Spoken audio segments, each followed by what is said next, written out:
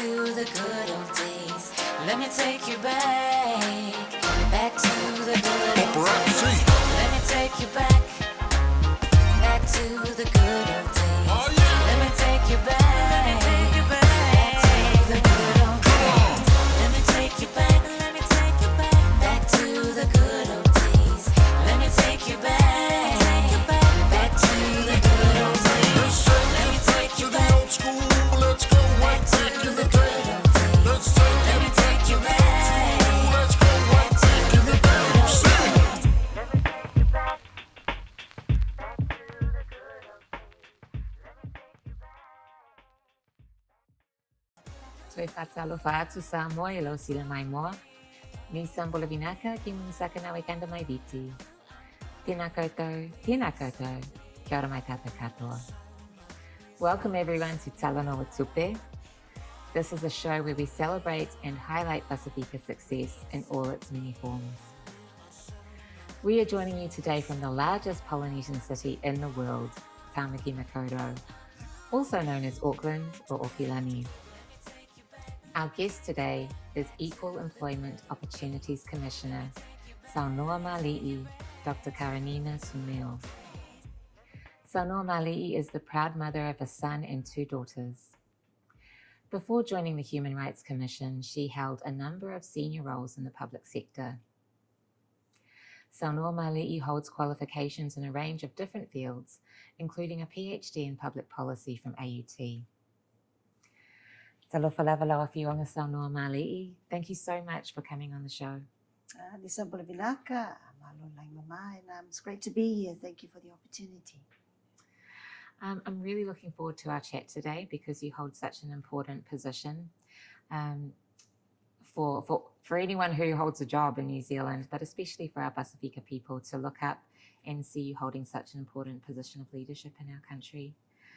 And I guess I'm just really interested in the perspective you hold as someone who migrated to New Zealand, to becoming the Equal Employment Opportunities Commissioner. So I wondered if we could just start with your family upbringing and what was it like growing up in Samoa and then migrating to New Zealand? Yeah, well, probably like typical people who come from Samoa. I grew up living alongside cousins.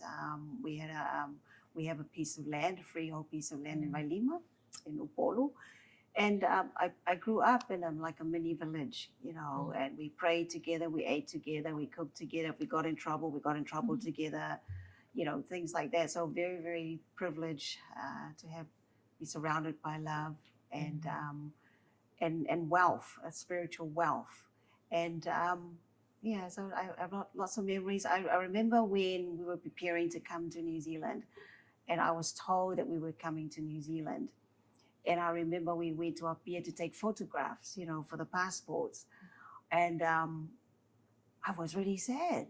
So I didn't know what this place was. We were going, and I didn't want to leave this paradise that I had as a child. But that's how I grew up, and I learned a lot from there that I carried on into my life, and indeed I still hold in my heart as I sit in this role as Human Rights Commissioner. But yes, I learned how to sew in Sunday school. So in Samoa back then, Sunday school was every day, actually, it wasn't Sunday. So you go to school, then you go to Sunday school. So they teach you how to sew and how to do maths and how to read. And all that complemented, education and the things I was learning at home. So that was life in Samoa. So that's really interesting. So Sunday school included things like sewing and lots of life skills. Yeah. And it wasn't on Sundays. It was every day. Yeah. I suppose it's the thing in the islands, religion is very integrated into your daily life.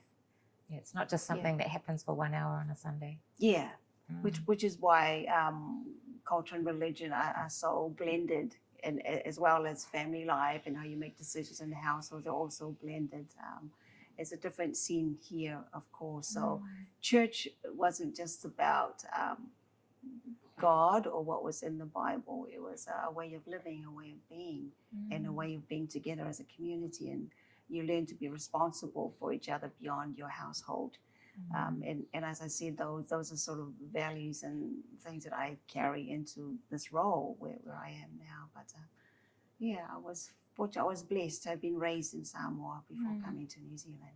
Yeah. And so when your parents decided to migrate to New Zealand, were you involved in that conversation, or did you know why they were wanting to move here? My parents didn't make a decision. My parents were actually together. So my mum and dad, I was born out of wedlock. That's the old term. So I was raised by my mum and my grandparents. So the decision was made by my mum and my grandparents to bring me to New Zealand for an opportunity. And I had another sister, a younger sister with me. So my grandparents brought me here. And I don't know if, well, we're pretty familiar when decisions are made for children in our culture. That's how it goes, whether or not we agree with it or not. So the decision was made for me, considering everything, and that's how I ended up in this beautiful place. Yes. And when you moved to New Zealand, what was that experience like for you? You were 10 years old? Yeah, I was 10 years old. I think the immediate shock for a child, suddenly you're surrounded by things that look different. The language was different. The people were different. One of the things that I think as a child that really struck me was the fences. Suddenly I was living in a house when there was a fence. I never had a fence back home. We kind of roamed all over the village. And so that had a spiritual impact on me. And one of the ways I used to deal with that feeling closed in, there's a little shed at the back of the house that we used to live in. And at night, I'll go and lie on the shed and look up to the sky, because that's what we used to do as kids back home. We'd lie on the lawn and look at the sky and just talk into the night, And so that was one way of trying to reconnect, but also to free myself from this feeling quite closed in. Of course, school was different. I was very shocked when I went to school and kids would answer back to teachers. You would not dare do that in Samoa where I grew up. But so just a different thing. Our family, like many families, we struggled. I think I learned hunger for the first time. I never felt hunger back home, and I came here, because everything you gotta have money to buy. You can't go roaming the neighbors' fruit trees and helping yourself. So there are lots of for a child to come over. I think we don't often talk about the grief that a child suffers when they're adjusting, as well as adjusting to school, to new friends, etc., etc. I think one of the things that struck me when I went to school, and I went to Richmond Road Primary School here in Ponsonby in Auckland, but there were separate toilets for boys and girls. So when I grew up, it was just a toilet. So I went to the toilet one time, and all these boys turned up, and they had to explain to me that girls weren't allowed there. So all these little things that we kind of take for granted, but actually it's quite a big adjustment, for our children coming from the islands here, as well as everything else. Huge adjustment. Yeah, yes. I mean, I think it's really interesting that you characterize your childhood in Samoa as being one of abundance. Really, you use the term wealth, and then coming here, you experienced for the first time hunger. Yeah. And I think that's, I think that's probably a really different way of looking at things, because a lot of us have heard of, the reason for the migration was because of better opportunities, and just interesting to hear that transition, like it didn't, immediately come with opportunities. It came with a big adjustment for you. Yeah, I mean, of course there are opportunities, but opportunities aren't always all materialistic. There are things. So you imagine a child who's always surrounded by people and cousins, and then all of a sudden you're one of maybe 2 or 3 children in a house, and the cousins are no longer there, and the kids next door you want to play with don't speak your language, and you're not allowed to just go over next door and jump the fence. It's quite a major adjustment for children. But of course, we're learning and that sort of thing. So yes, it's a balancing act. But I don't think sometimes we recognize that grief, that our Pacific children, when they have to come here for education, the huge loss in connection and sense of belonging that happens. So as adults, we make those decisions, we adjust, but we underestimate the impact on children, but we still expect them to immediately perform in school when we put them into a school here. So, those things we need to acknowledge and cater to help our kids succeed in school. Yeah, so on the one hand, there's that economic opportunity, but it also comes at a cost. But tell us about when you moved here, like what were some of the things that you did to come up to speed with the English language? Well, I was fortunate because my grandfather was a teacher. He's a teacher in Samoa, so every day I'll have an extra lesson in English at home. So we had a blackboard in one of our bedrooms in Ponsonby, and every day he'll teach us English, I remember going home one day to my grandmother and say, I really want to play with these kids, but I don't know what to say. So she taught me the phrase, can I play? Those 3 words. And I'll practice that. They didn't always say yes, but so it was pretty much learning as you go. We moved in with my auntie and uncle, and they had 3 kids. So of course, listening to them speak English, that sort of stuff. As I went through, intermediate school, I discovered Tintin, the cartoon books. I'll read those books. I'll look at the bubble to try and interpret, the words and the pictures. I read a lot of Greek mythology. There was stuff in our Ponsonby Intermediate Life. So as much as I could, I read. And I was lucky to have a grumpy old teacher in intermediate school who forced me to be a librarian. I mean, for someone who needed space, I had to go and stay in this library. But because she did that, I read as much as I could, and I, did that. And so, you put the effort in, and you just sort of pick yourself up and keep going as a child. And so, but we went to church every day. I mean, every Sunday. So, I still had my spiritual education there. It wasn't every day, but at least I got that. So I got that, and I had my extra literacy, classes from my grandfather, and then education, and you just keep going as a child. But education was always drilled into me as being important. So I come from a family with a number of preachers and teachers, so communicators. So not just being educated, but always constantly learning how to communicate and how to engage with others. So I was fortunate to have been surrounded by role models who understood the value of education and impressed the value of education in my life. And that's really evident when you look at your journey, because you've gone all the way, you've had a number of degrees and even a PhD. So I guess what would your message be to someone who is watching this, who wants to go to university, whether they finishing up high school, or whether they've had another career, or thinking about this as an adult student? I say to our people, we spend a lot of money on other things in our lives, but a university education, a tertiary education, a trades education, it doesn't always have to be university. Go pick up a trade. It's an investment that you will own and you will have, and no one will ever be able to take away from you. So if you have the opportunity, take it. Take it. And I'll give you an example. I didn't plan on doing a master's and going on to a PhD. But the incredible thing with having a PhD next to your title, it's amazing how people suddenly take you seriously, depending on who you're talking to. So the status matters in certain circles.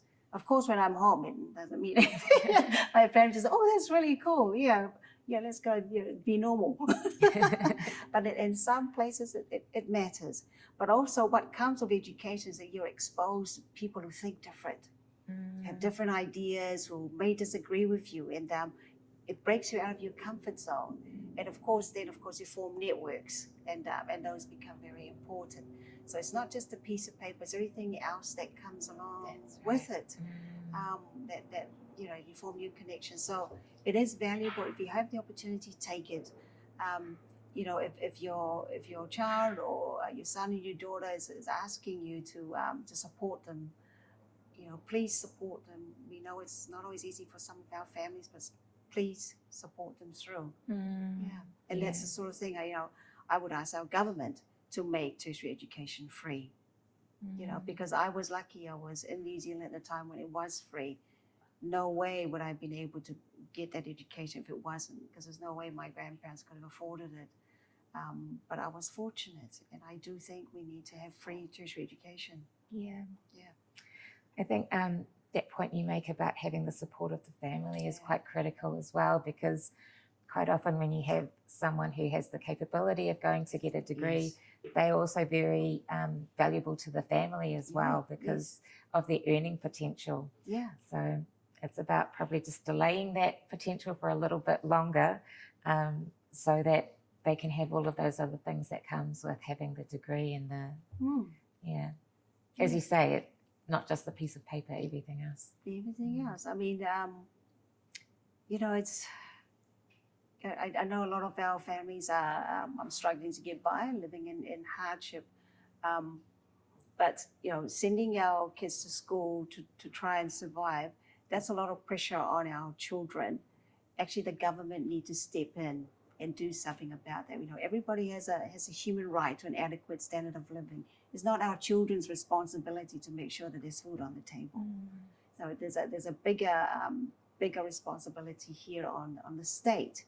And also, for our parents and our household members who are in work, we have to make sure that they are paid fairly for the work that they do, so that we take the onus off our children. You're only a child for a short amount of time in your life. We want them to have that opportunity to learn and to thrive. Getting a job on the minimum wage may put food on the table, but you may well be limiting their opportunities from a very early age. And some of us have been able to take time off study and go to work, but some of us may never go back to study. So you'll always stay on that sort of level of income, and then of course then limits the opportunities if you have children. So it can be a cycle, perpetuating cycle. So could you please tell us about your role at the Human Rights Commission? How did that come about? Bit of a funny story how I got there. So I was minding my own business in my previous job, and I got this call just out of the blue from someone who said the Minister of Justice was looking for a Human Rights Commissioner. And she thought, I thought that you should apply. And I was like, me, a commissioner? Well, what are you talking about? Anyway, she managed to convince me, right? So I sent her the CV, and nothing happened for about 6 weeks, and I got this call to come for an interview. And so I went down, and gave it a go, and I really did not expect to get the position at all.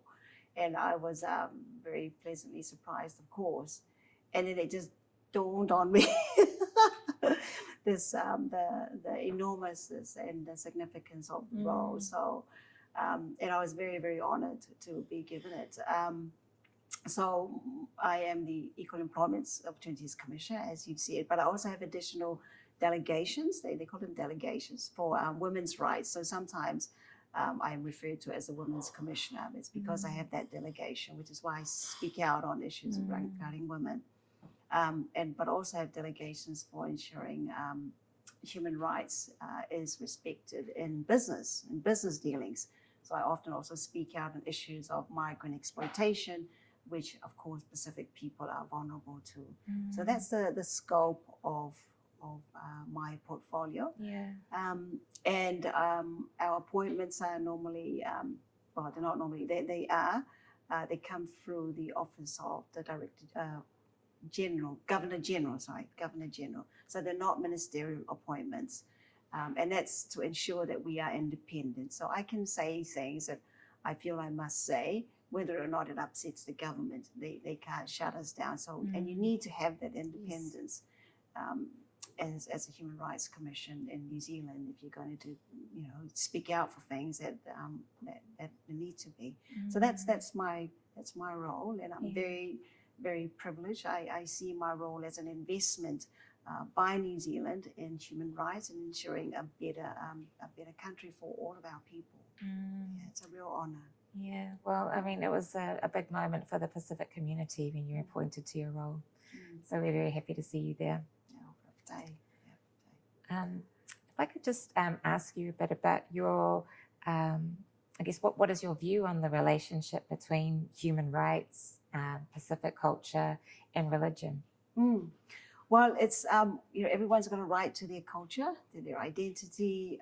Everyone's got a right to their beliefs. And so, as I spoke before about my growing up, religion and culture was very tied together. And we have our own ways of ensuring people's rights in our different cultures, in our different Pacific cultures. So the concept of human rights is not foreign to us, but perhaps sometimes people can talk about human rights in ways that's very individualistic, and that's not how we're very collective and being responsible for each other. So sometimes there's a clash.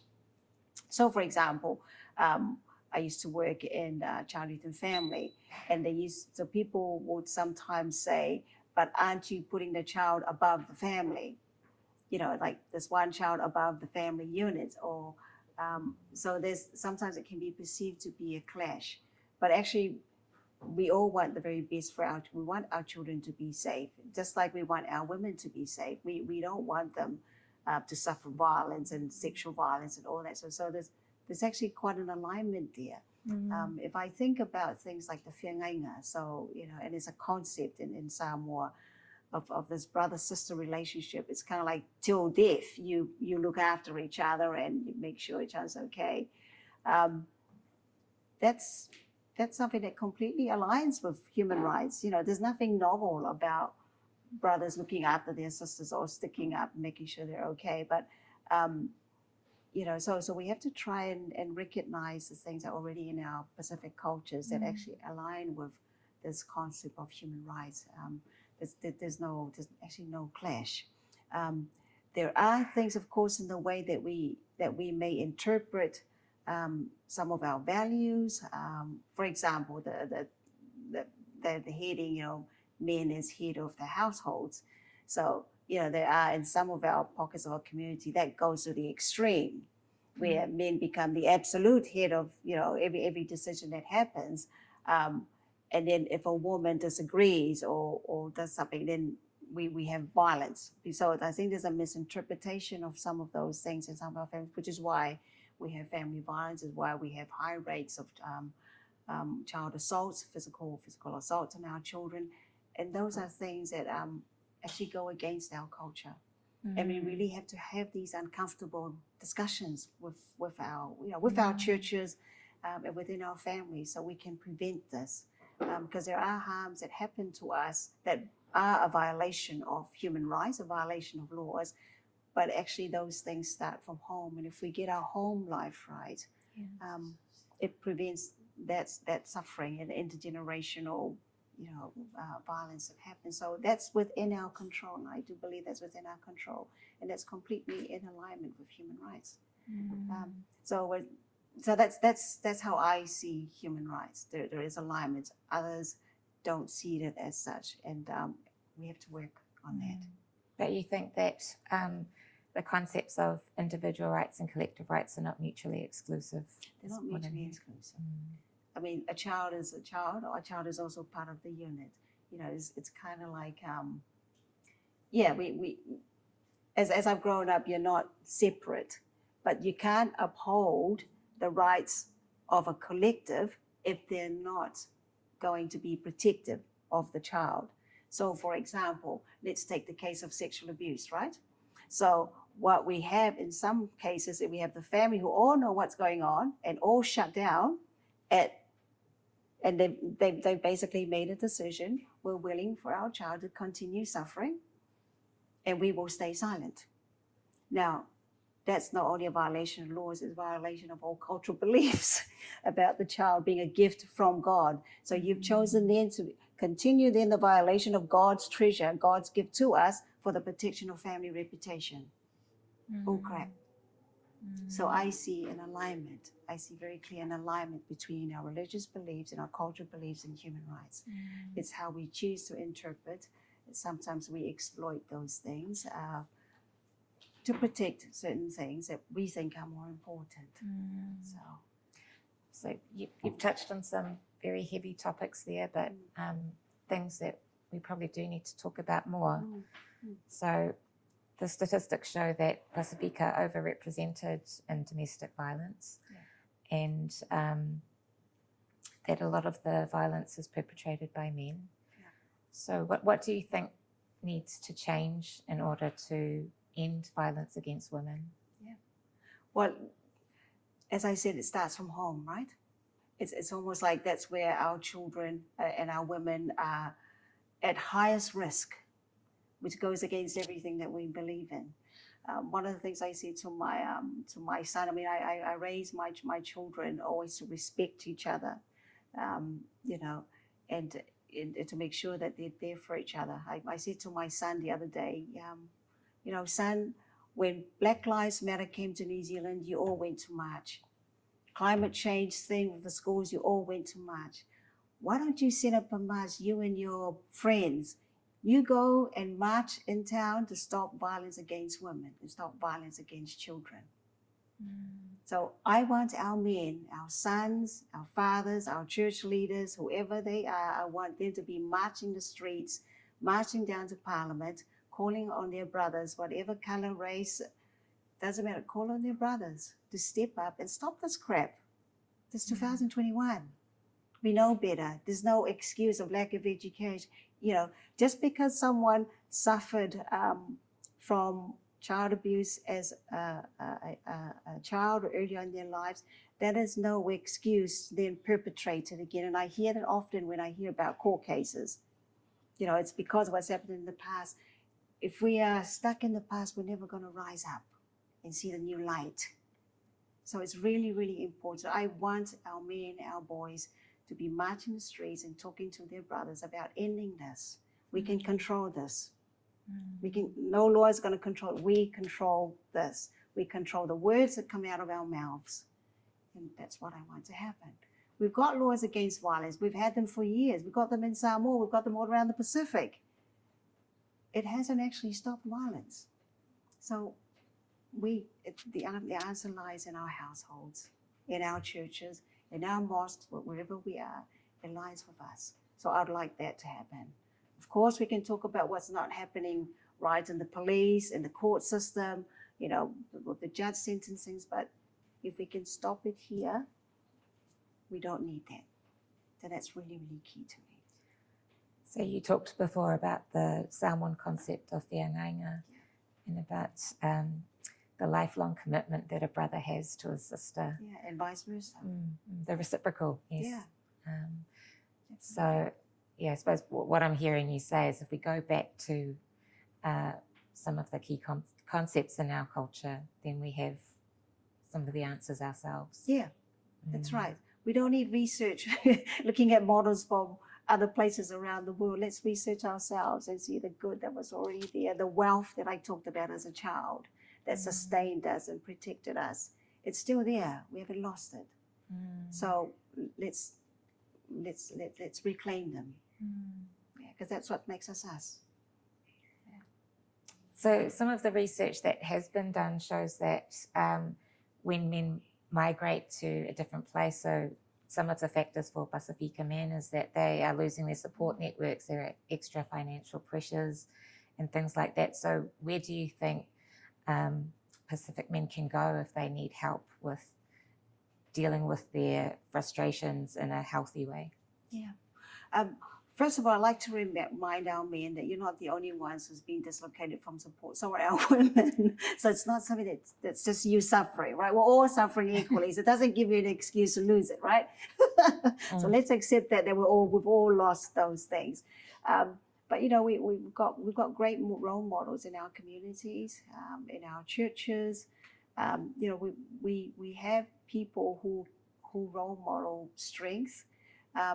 There's no shame in calling for help, you know, and that's, you know, if we lift that shame and that silence off us, then we create a pathway for our men who do struggle with controlling their anger, who do struggle with some of their attitudes to women, there are people that they can talk. We've got lots of NGOs, specific NGOs, who are funded to help them. We've got mainstream NGOs. We now have refuges for men.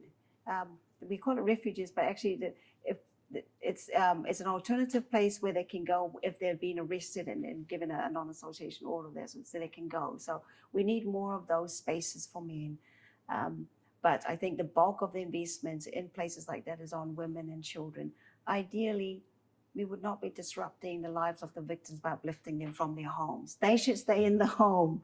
It's the person causing the harm that actually needs to be placed somewhere else and get the appropriate support and that sort of thing. So there's a lot we can do, but there are lots of great Pacific men who are out there doing the work.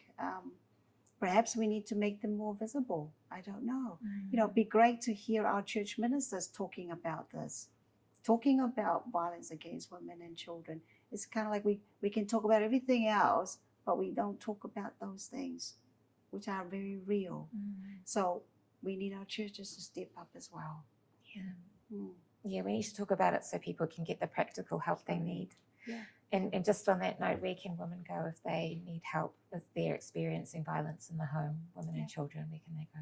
Yeah, well, there are women's refuge lines, there are telephone lines that they can call for support. In my time back then, there were a couple of Pacific refuges as well. So there are helplines like Shine and Women's Refuge. So those lines, they can be accessed online as well as by phone. But again, wouldn't it be great if within our churches there was someone there, that someone in the church can just go confidentially and have a talk, Why don't we invest in a little hub? Say if it's Ifakasasa or the Methodist or the Mormon church, why don't they invest in a hub where women and our brothers who are struggling with this can go, and our children can just go and get some guidance. It's kind of like our church is our village. That should be our first refuge. But at the moment, there's nothing there. So we have to go looking for help everywhere else. And yet we pour so much of our money into our churches and our communities. Where is the give back? In for our most desperate, most vulnerable families here. So I think that could be something that we could consider as a community. Yeah, we need a safe place to talk. Absolutely. So what are your thoughts on the emerging phrase Tangata Tiriti, and what's your view on that as a Pacific Commissioner? So it's an emerging phrase, like you say, and I think for Pacific people, we understand the word tangata, people, and we understand the treaty, which is what we're referring to, a Treaty of Waitangi. And when those two words come together, it's like the people of the treaty. And so I've heard this phrase, and I didn't realize that it's intended to include Pacific in it, people of the treaty. So I'm a little bit ambivalent about it, because actually we weren't at the table signing the treaty, right? We weren't responsible for the land theft that happened to Maori as a result. And also, the language in this country is not our language, or the laws that govern our lives are. So we're not equal partners in any way, shape, or form. So to refer to Pacific as being included under Tangata Tiriti, I think, in a way, will further make invisible the struggles that our people have. A lot of us are living in hardship and poverty, and as I said, we're not at equal footing yet. It does worry me if people are using that phrase and including Pacific in it. If we are talking about treaty partners, of course, the Crown and Māori, then it's completely appropriate. But I'll be very interested in what Pacific people feel about being referred to as people of the treaty, which is Tangata Tiriti. So, if anyone's got any views, please contact me and let me know, because it is a term that I think is being used a lot more, and we have to think about these. It's almost like it's a label that's been imposed, and it's not accurate. So we have to think about these things. So thank you for asking. Yeah, I think it's an interesting topic, because we do have a relationship with Māori that goes back thousands of years. Yeah, absolutely. We are whanaunga, and in every way we support our whanaunga. You know, we feel their grief, the land of loss, and the loss of Absolutely. empowerment that comes with it. But we don't want to, and we certainly don't want to contribute to any further grief. But I think 100%. responsibility for remedying the things that have gone wrong, you know, has to lie with the Crown. Because we're struggling ourselves to realize our human rights in Aotearoa. But no, absolutely. I mean, everywhere I go, you know, Pacific people in any position of leadership are doing everything they can to support tangata whenua and to honour the treaty. That is our responsibility. But as you say, we have an additional relationship. We are whanaunga. You know, by blood, by spirits, we are whanaunga.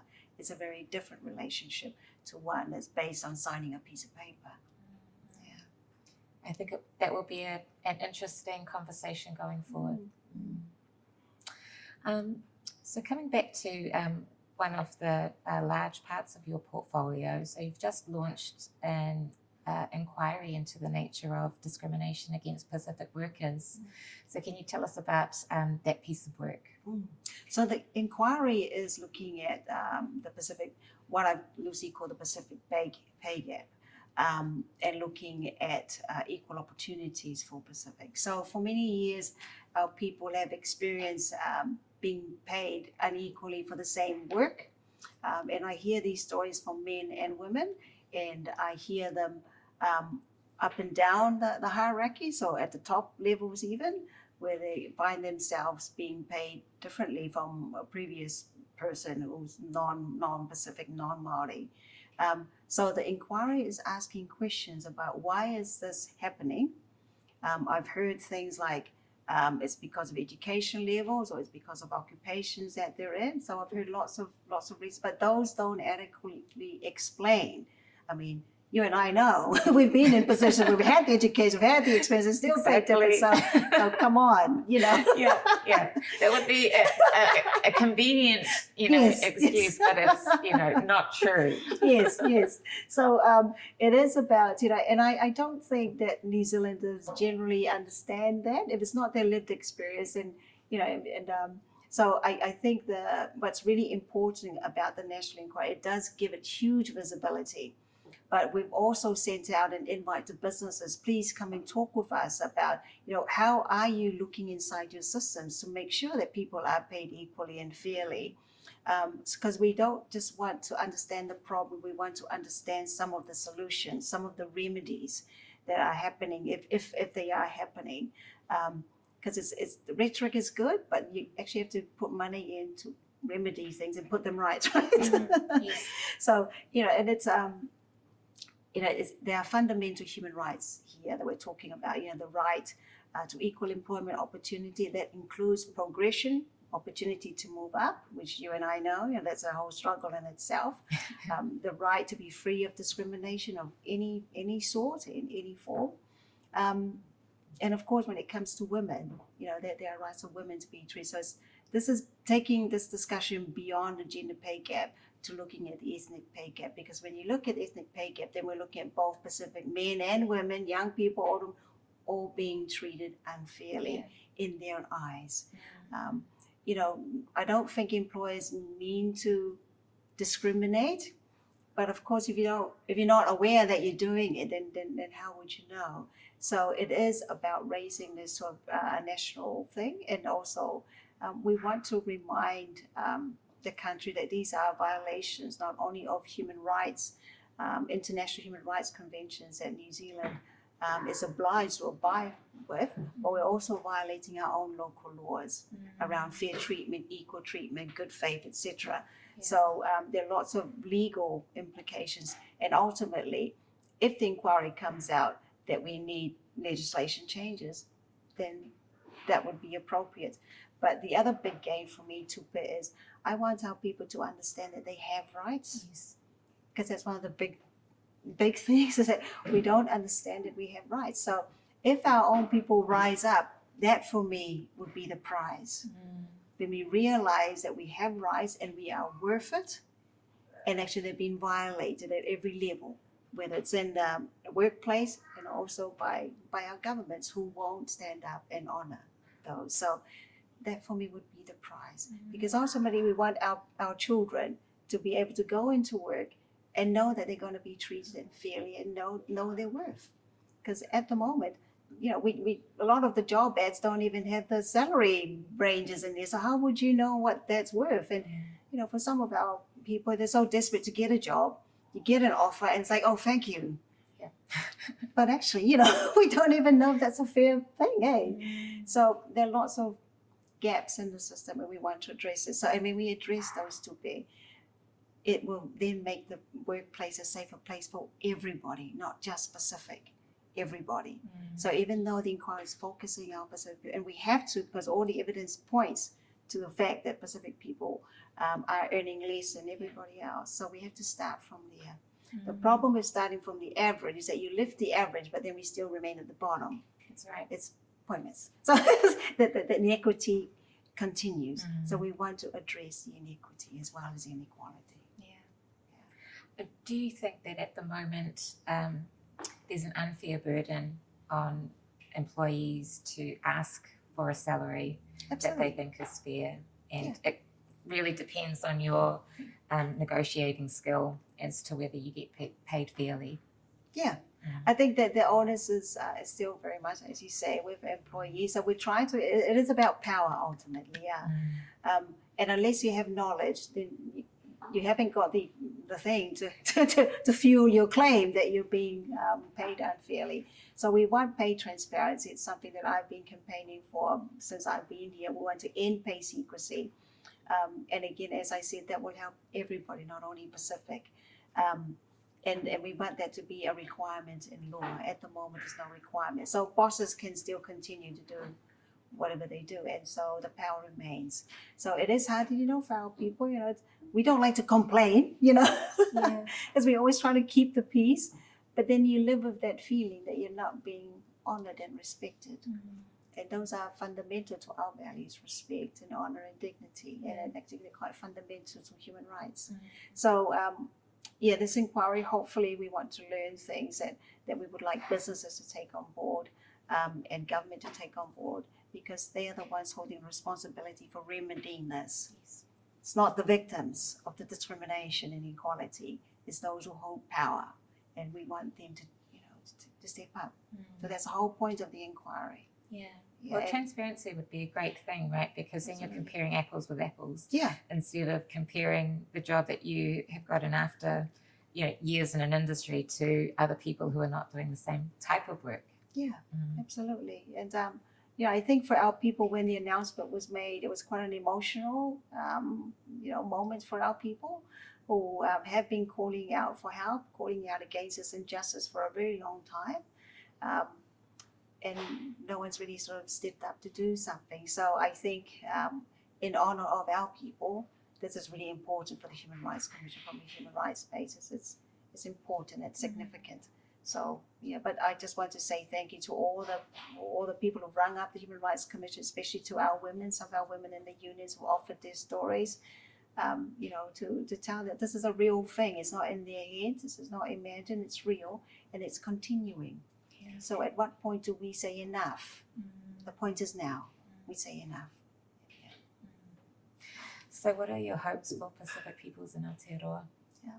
I want our people to live lives that are free from hardship, free from poverty.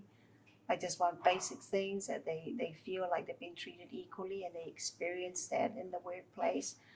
I want no violence against our women at all, no violence against our children. I said that's mostly in our control, not the control of the outside world. They're not something that you wouldn't want for our people. So that's the New Zealand that we want. And I think whether you're Pacific or not, you'd want that for your kids and your communities as well. I want us to be free. I want us to be healthy and happy and not struggle. Those are very high aspirations, but I think, as you've mentioned, the power rests with us. Absolutely. You've just shared a whole lot of things just now, which I really hope will generate further conversations in families and communities. And yeah, I think it's going to be an ongoing conversation. I'm going to ask you a few quick fire questions now, Cool. just to change things up a bit. So, what movie can you watch over and over again and never get sick of? Have you ever seen the movie Mozart? No, I haven't. So it's about Mozart, and because I love music, and here's a story. So yeah, Mozart. It's an old movie. I think it came out in the early 80s or something like that. Okay, I'm going to check that one out. What actor would you choose to play you in a biopic of your life? Oh, I don't know. Maybe you. I would be honoured. If you could do COVID lockdown again in any place in the world, where would you choose?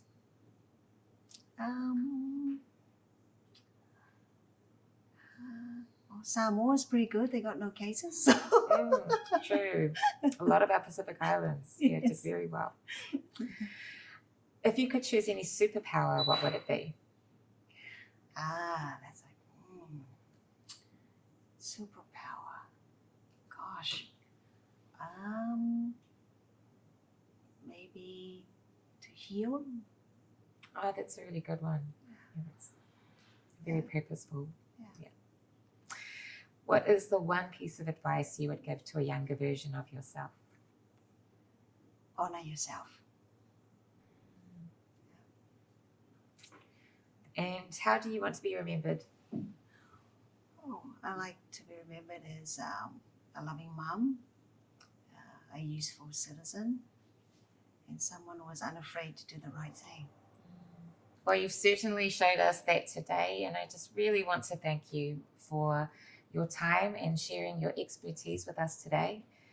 It's been a real pleasure for me to be able to pick your brain and ask questions and have you give such honest and thought-provoking answers.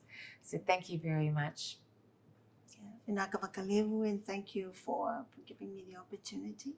And I just want to wish everybody who may be watching, our Pacific family, much alofa and love and blessings. And please look after yourselves. Yeah. Tailava.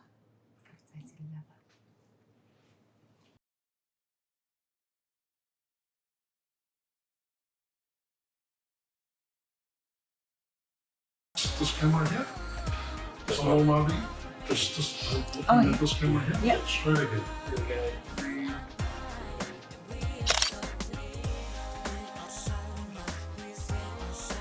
Ready?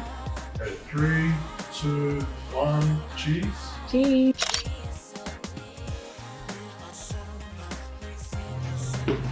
Thank you. Thank you.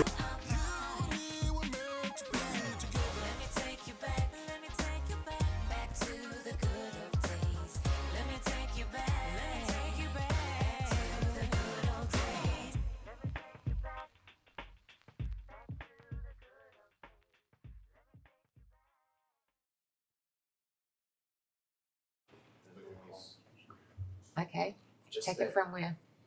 After the final question, just to wrap up. Yeah. Are you able to do that one more time? Oh, okay. So after the final question? After the final question, just to wrap up. Okay. Not all questions, just the final wrap. Not Okay. start again. Oh man, that was just so in the moment. That's your life. It's all up to you. Ready? Okay.